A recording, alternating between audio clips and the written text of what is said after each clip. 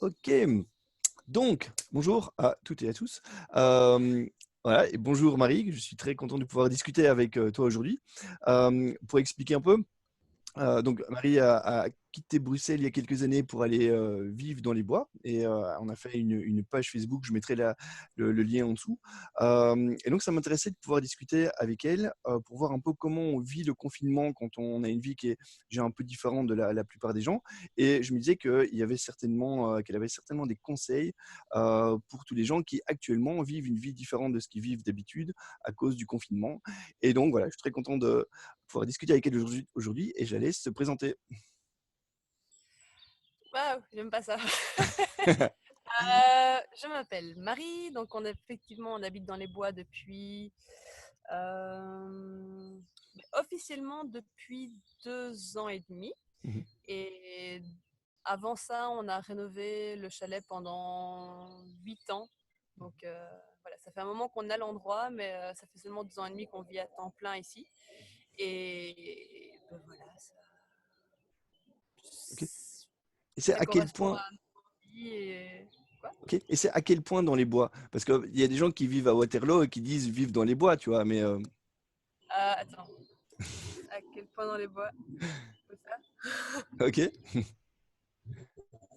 Donc ça veut dire qu'on est dans quelque chose qui peut être qualifié de domaine ou qui a été un petit peu autoconstruit par des Flamands il y a plusieurs années, plusieurs dizaines d'années. Et en fait, tous les gens qui sont ici sont uniquement des secondes résidences. On Mhm. est les seuls à être domiciliés ici et à vivre ici à l'année. Et donc, finalement, on n'a pas spécialement de voisins. On est vraiment au milieu des bois. Donc, derrière toi, actuellement, il y Mhm. a une grande forêt gigantesque. Mhm. Et on n'est pas raccordé du tout, ni à l'eau, ni à l'électricité, ni à Internet, d'où le fait que la connexion Mhm. soit un petit peu Mhm. compliquée parce qu'on est en 4G uniquement. Et Mhm. donc, on est un peu coupé du monde, tout en étant relié à toutes Ouais. les facilités de la vie moderne, mais Ok. pas Ouais. raccordé, quoi. Ok. Bah du coup, ça m'intéresse un peu cette idée de couper du monde parce qu'il y a plein de gens qui se sentent pour l'instant coupés du monde. Alors du coup, est-ce que depuis le confinement, est-ce que pour toi et ta famille, ça change quelque chose? Ça change, oui.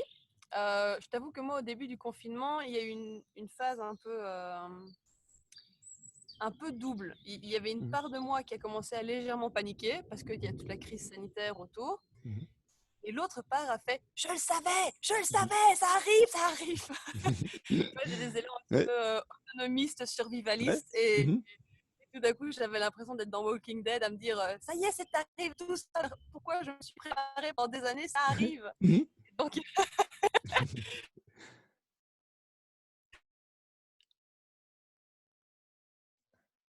donc, il y a une sorte de panique et de jubilation en même temps. Donc, oui, ça change la vie Mhm. parce que. Mais ça change la vie en bien, en fait. Mhm. Je voulais quand même préciser un truc avant de dire ça. Ouais. Je parle vraiment du confinement et pas de la crise sanitaire. Parce que Ouais, bien sûr. Mhm. la crise sanitaire qui est excessivement grave et que je ne prends pas Mhm. du tout à la légère. Mais par contre, le confinement et le fait de ne pas pouvoir sortir de chez nous et de devoir limiter un maximum nos déplacements, nos sorties en public, etc., ça, je trouve ça un kiff absolu pour le moment. Parce Mhm. que ça tombe à la super bonne période. On est en plein printemps, il y a plein de travail au jardin, on a l'occasion de sortir, nous, on a un terrain, etc. C'est l'occasion du ménage de printemps dont on parle tant en Mhm. général. Et donc, le temps est magnifique, on n'a pas de pluie, Mhm. c'est un peu une sorte de confinement béni de notre côté. Mhm. Et, et en plus, c'est très très chouette parce que moi, je me sens complètement recentrée dans mes valeurs et dans mes priorités Mhm. parce que je me retrouve à aller à la boucherie ou chez le boulanger acheter ma farine.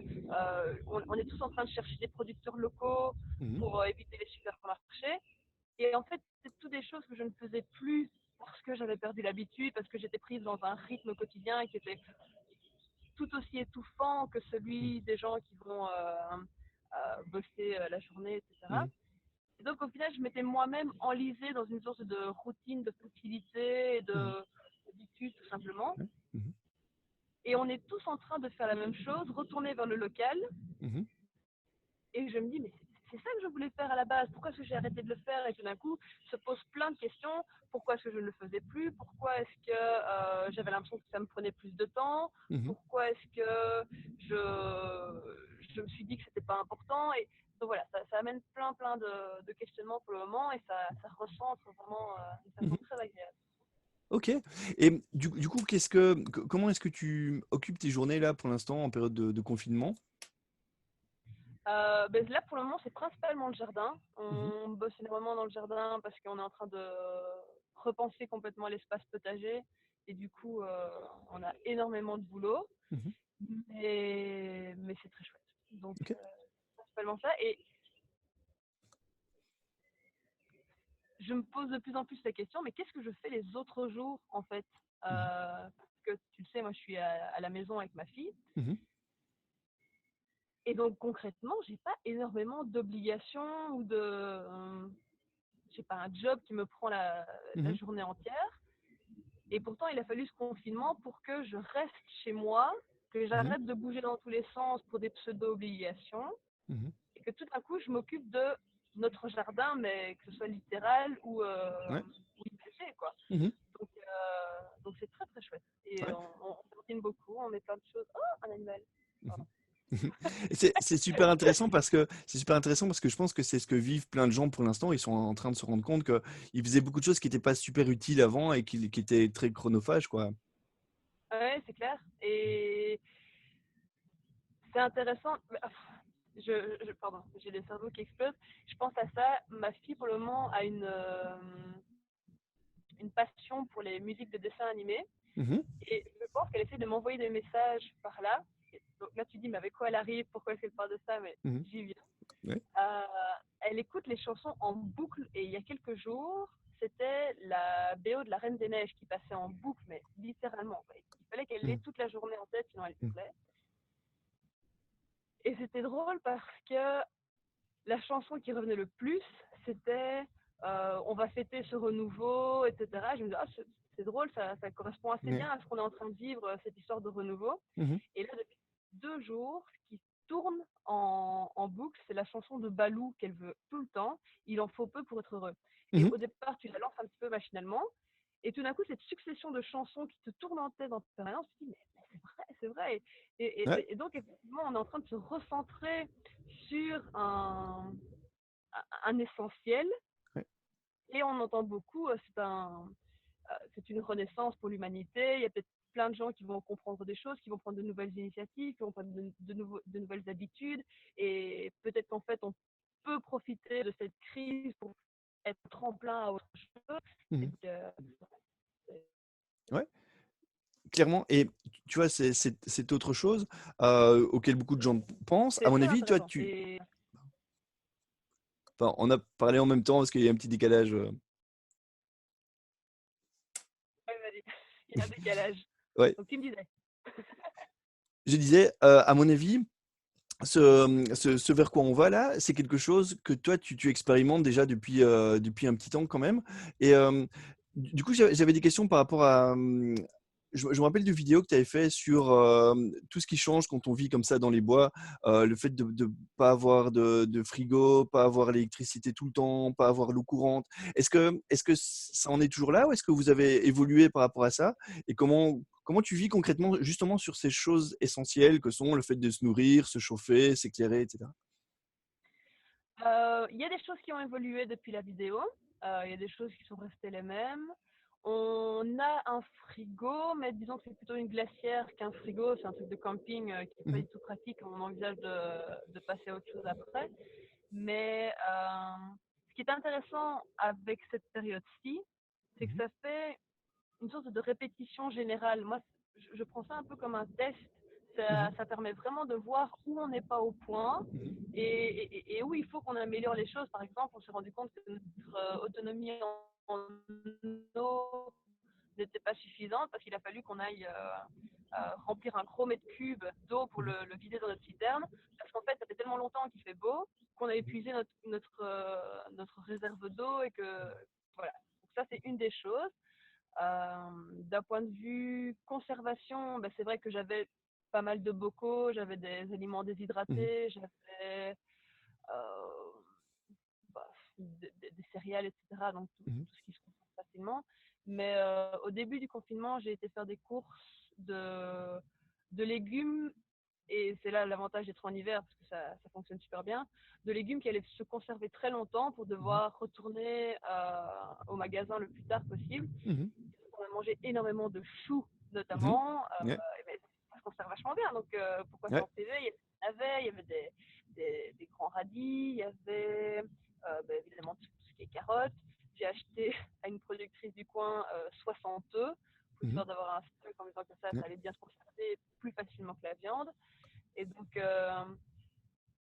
là, tout d'un coup, je me suis dit, ah, c'est super chouette parce que tout ce que j'avais appris par le passé de Mhm. façon un peu geek, un petit peu, Mhm.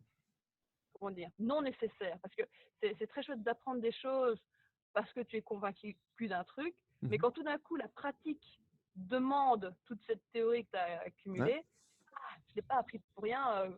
Le fait d'avoir appris à coudre, ça m'a permis de faire des masques. Le fait d'avoir Ouais. appris à faire des bocaux, ça m'a permis de les stocker, de les garder. Enfin, Mhm. donc c'est très chouette de voir que tout ça, finalement, sert une réalité très concrète et n'était Mhm. pas juste une sorte de petit fantasme personnel Ouais. qui ne servait pas à grand-chose ou qui était limite un peu exagéré, quoi. Mhm. Cool, c'est super intéressant. Et dans cette idée de répétition générale, imaginons que, bon, on espère que la crise va terminer dans les semaines qui viennent et que, mais effectivement, c'est quelque chose qui pourrait revenir. Et donc, qu'est-ce que tu conseillerais aux gens prioritairement? Deux, trois trucs qu'ils devraient faire, s'ils ont du temps devant eux, qu'est-ce qu'ils devraient prévoir pour une prochaine fois? Ce qui est vraiment le plus important, quoi. Je crois que la première chose qui me vient à l'esprit, c'est le fait d'avoir des bouquins.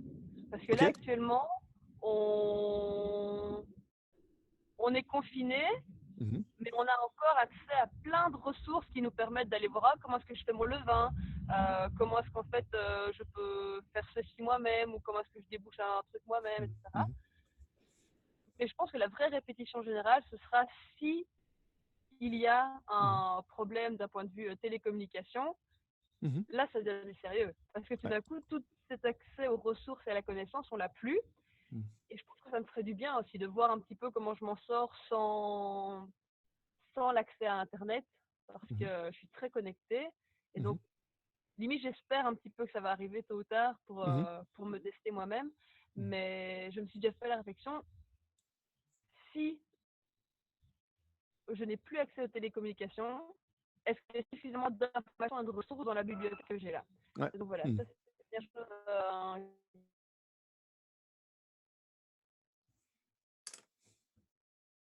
qui vient. Et ensuite, moi ce que je viens de faire il y a quelques jours, c'est que j'ai acheté plein de graines et de céréales Mhm. qui peuvent se faire germer. Parce que je me suis dit, si on se retrouve avec une pénurie d'aliments frais, c'est bien beau d'avoir des pâtes et du riz, mais voilà, t'as pas envie de bouffer que des pâtes et du riz, Ouais. ça sauve, mais ça ne Mhm. nourrit pas. Mhm. Et donc voilà, là moi j'ai fait tout un gros stock de graines qui peuvent être germées pour avoir une ressource végétale Mhm. à disposition, mais qui se conserve au sec. Ouais. Donc ça c'est super pratique. Et sinon, je sais pas trop quoi conseiller aux gens parce que c'est Mhm. tellement propre à chacun et tellement individuel. Ça dépend si tu es en maison, en appartement, etc. C'est Bien difficile sûr. de donner un conseil Ouais. général. Mais ces deux choses-là, les livres et les graines germées, c'est déjà super intéressant en fait, comme effectivement comme principe de base pour après arriver à s'en sortir. C'est super intéressant. Mhm. Et Voilà. Et tu fais aussi, tu as fait quelques vidéos sur des produits d'entretien. Je sais qu'il y a pas mal de gens qui, du coup, s'y mettent aussi, non seulement parce que ils ont un peu plus de temps à consacrer à ça, mais aussi parce que, du coup, ils se disent, bah oui, je vais moins souvent aller rechercher des produits tout le temps au magasin. Donc, si j'achète un plus gros stock un matériau de base en vrac, et puis après, je fais mes produits moi-même. Est-ce que tu aurais des conseils aussi là-dessus? Là, par contre, tu t'adresses à la mauvaise personne. Ah merde. Non, c'est pas ça. C'est que euh, en termes de produits d'entretien, mon entretien se limite assez fort à l'aspirateur. Ok. à éventuellement passer un coup d'eau sur le parquet quand il est sale. Mhm. Produits, si, tout ce qui... Oui, je fais ma lessive, mais bon, je ne sais pas si ça peut vraiment être considéré comme un produit d'entretien. Oui, oui, c'était ça que je voulais dire en fait. D'accord, mais ouais, c'est difficile de conseiller aux gens de commencer Mhm. à récupérer la cendre de leur pellet. Mhm. Ouais, mais je sais pas si c'est vraiment ça que j'ai envie de conseiller aux gens en ces temps de crise, quoi. Ok. Il y a plus important. Ouais, tout à fait. Ok. Et tu parlais aussi de ta fille. Est-ce que tu aurais des conseils? Il y a aussi plein de gens qui se retrouvent en fait à passer beaucoup plus de temps avec leurs enfants parce que d'habitude les enfants étaient à l'école ou en garderie, puis il y a les activités extrascolaires, etc. Mais là, ça fait plusieurs semaines et donc du coup, c'est aussi un peu nouveau pour eux. Est-ce que peut-être tu aurais des conseils aussi par rapport à ça? Là, de nouveau, moi, je constate au fur et à mesure de l'évolution de Moira Mhm. que ce que je prenais pour acquis et ce que j'avais compris il y a quelques mois Mhm. se révèle de nouveau complètement faux ou bien se vérifie. Et dès que j'ai l'impression d'avoir compris son fonctionnement, ça rechange à nouveau. Donc, Mhm. le conseil général, c'est difficile. Mais j'ai l'impression qu'en ces temps-ci, le pire à faire, c'est